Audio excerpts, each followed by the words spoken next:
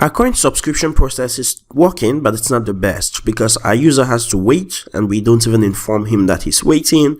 Meanwhile, there's a complete long process of API calls going on behind the scenes.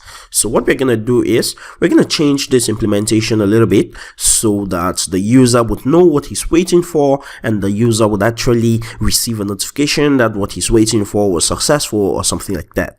Okay, so let's go ahead and pull in Suite Alert from Suite Alert, and right here where we are actually making the API request, before the API request would alert the user of something, and the alert would simply have a text of please wait while we subscribe you to a plan. Okay, and another option I want to put right here is buttons false, so the user would know we don't expect him to perform any actions, and immediately this is displayed, the Axios request is going to fire to complete the subscription process with our Laravel backend. And as soon as that is complete, I also want to notify the user of something. So right here, I'm still going to have this, and the text is going to be successfully subscribed. And I'm going to remove this buttons false option, and I'm going to put in an icon which is going to be success.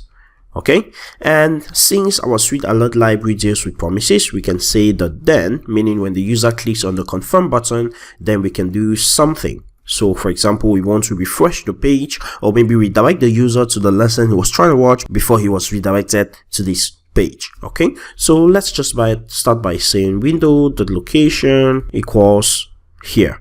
Okay, so basically how this is going to work is when the user receives the token from Stripe, it's automatically going to display this message to the user, and it's going to be like a modal telling the user to wait, and then it's going to fire the Axios post request, and once it fires the post request, we're going to have this success message displayed, and as soon as the user clicks on that button, it will refresh the page for him, and I'm going to show you why it's refreshing the page. Okay, so let me run my npm run watch so that we watch those changes. Next up, the subscribe endpoint in our browser. So I'm going to visit the login, and then I'm going to subscribe, put in card details, month of expiration, CBC number, and click on the pay button.